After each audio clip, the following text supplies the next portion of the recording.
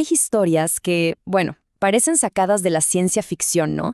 Pero la de Anatoly Bugorsky es totalmente real. Y es una locura. Hoy vamos a meternos de lleno en uno de los accidentes más extraños, por no decir imposibles, de la historia de la ciencia. Vamos a ver cómo es que a un hombre le atravesó la cabeza un rayo de un acelerador de partículas. Y sí, sobrevivió para contarlo. Imagínense, esas fueron las únicas palabras que Anatoly Bugorsky pudo usar para describir ese momento. No sintió dolor, Solo vio esa luz cegadora. Imposible. ¿Qué había pasado? Pues que un haz de protones, un hilo prácticamente invisible moviéndose casi a la velocidad de la luz, le acababa de perforar el cráneo. Y esto que vemos es básicamente lo que pasó. El rayo entró por acá, por la nuca, atravesó todo su cerebro y salió por el lado izquierdo de la nariz. Pensemos en esto un segundo. Un evento que, vamos, según cualquier libro de texto de física o de biología, debería haber sido una muerte instantánea, fin de la historia. Pero no lo fue. Así que, claro, la pregunta del millón es, ¿cómo? ¿Cómo sobrevive alguien a algo así? Y esa es la pregunta que vamos a intentar responder. Para hacerlo vamos a tener que meternos un poco con la física, con la biología y con una serie de fallos, una cadena de eventos increíble que hizo posible lo imposible. Ok, empecemos por el principio, por lo más impactante. Para entender la dimensión de esto, tenemos que hablar de la radiación, de la dosis de radiación que recibió. Y hay que prepararse, porque las cifras son de verdad de no creer.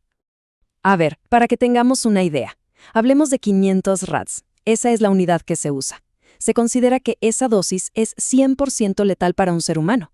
O sea, una persona se expone a eso y ya está. Las células empiezan a destruirse más rápido de lo que el cuerpo puede arreglarlas. Y en cuestión de días, o como muchas semanas, sobreviene la muerte. Es una sentencia. Bueno, 500 es letal. ¿Saben cuánto recibió Bugorsky en el punto donde el rayo entró en su cabeza? 200.000 rads. Es 400 veces la dosis letal. Pero esperen, que se pone peor. Al salir, por la dispersión de las partículas, la dosis fue incluso mayor, 300.000 rads. Es una cantidad de energía que simplemente es casi imposible de concebir para un tejido vivo.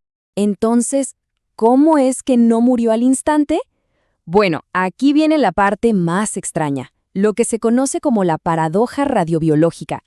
Resulta que el rayo era tan potente, tan concentrado, que mató al instante todo lo que tocó, pero solo en su camino, en una línea finísima. Imaginen una aguja al rojo vivo que atraviesa la cabeza.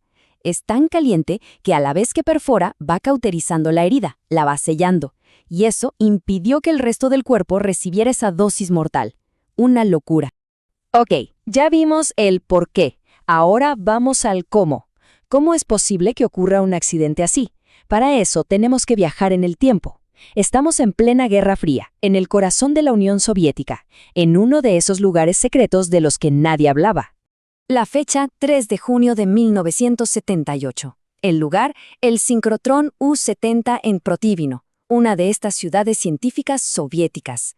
Y ahí estaba nuestro protagonista, Anatoly Bugorsky. No era ningún novato, era un físico calificado, haciendo su trabajo. Se asomó para revisar un equipo que fallaba, pensando, lógicamente, que la máquina estaba apagada. Pero no lo estaba. Y aquí es donde empieza la tormenta perfecta de errores. Primero, la luz de advertencia. Esa lucecita roja que tenía que decirle, cuidado, el rayo está activo, estaba fundida. Segundo, la puerta por la que entró no tenía ningún sistema de bloqueo que apagara el rayo si se abriera.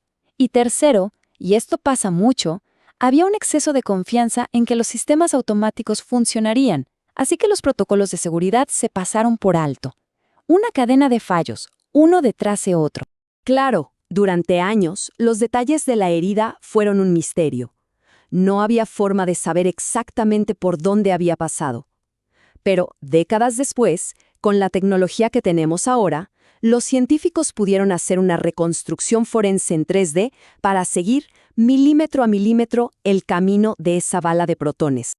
Y aquí la tenemos. Es fascinante porque podemos ver la trayectoria exacta a través del cráneo. Fíjense, el rayo entra por la parte de atrás, justo en la sutura, donde se unen los huesos del cráneo. De ahí pasa rozando el oído medio. Y esto va a ser clave, recordemos esto, y sale por este pequeño agujero que tenemos en el hueso, justo debajo del ojo. Ahora miren este zoom. Es una zona súper crítica. La reconstrucción nos muestra lo increíblemente cerca que pasó el rayo de todas esas estructuras delicadísimas del oído, tanto el medio como el interno. Y como decíamos, esto no es un detalle menor. Es la explicación directa de una de las peores secuelas que Bugorsky tuvo que aguantar toda su vida. Y por último, la reconstrucción del cerebro. Aquí se ve el túnel. Ese caminito de 2 por 3 milímetros que el rayo literalmente excavó a través de los lóbulos temporal y occipital. Estamos hablando de zonas que controlan la audición, la memoria, parte de la visión, que fueron, ¡pum!, borradas del mapa en un instante. Bien, ya vimos el mapa de la destrucción. Ahora toca unir los puntos. ¿Cuáles fueron las consecuencias reales? ¿Cómo se manifestó esta herida tan única en la vida diaria de Anatoly Bugorsky? Esta tabla lo resume perfecto. Miren, el daño en el lóbulo temporal, consecuencia, convulsiones epilépticas que lo acompañaron siempre. El impacto en el hueso temporal y el oído, ¿nos acordamos que pasó rozando? Bueno, pues le dejó sordo del oído izquierdo, pero no en silencio, lo reemplazó un zumbido constante. Imagínense qué tortura. El nervio dañado a la salida del rayo, parálisis en la mitad izquierda de su cara. Y en general, el daño al tejido cerebral le provocó una fatiga mental crónica y brutal. Cada síntoma, como vemos, tiene una explicación anatómica súper precisa. Así que, para resumir la clave de su supervivencia, volvamos a la idea de la paradoja. La analogía es buenísima. No es lo mismo que salpique agua hirviendo a que atraviese un láser. El agua hirviendo quema una superficie enorme y probablemente mata. El láser, en cambio, aunque es súper potente, hace un daño muy localizado y, como decíamos, va sellando la herida. Pues eso, en esencia, es lo que le salvó la vida a Bugorsky. Un rayo ultra enfocado, ultra rápido, que actuó como un bisturí y un cauterizador al mismo tiempo, evitando la hemorragia cerebral que lo habría matado. Evidentemente, un accidente así cambia la vida por completo. Pero la historia de Bugorsky no se acaba en el hospital. De hecho, lo que vino después es, quizás, la parte más asombrosa de todo este asunto.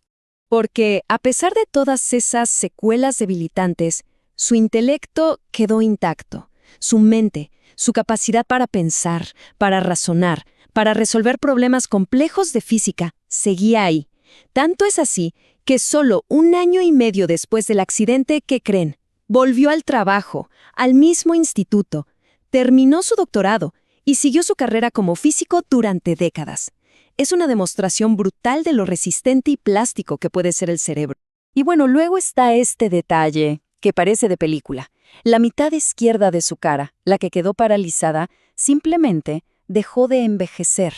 Mientras su lado derecho mostraba las arrugas y el paso de los años, el izquierdo se quedó como congelado en el tiempo.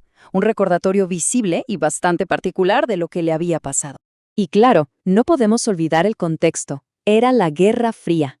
Un accidente así en una instalación nuclear secreta, obviamente, las autoridades soviéticas lo clasificaron como secreto de Estado durante más de 10 años. El caso de Bugorsky, que era un tesoro de información para la ciencia, se mantuvo oculto del mundo por la política y el secretismo de la época.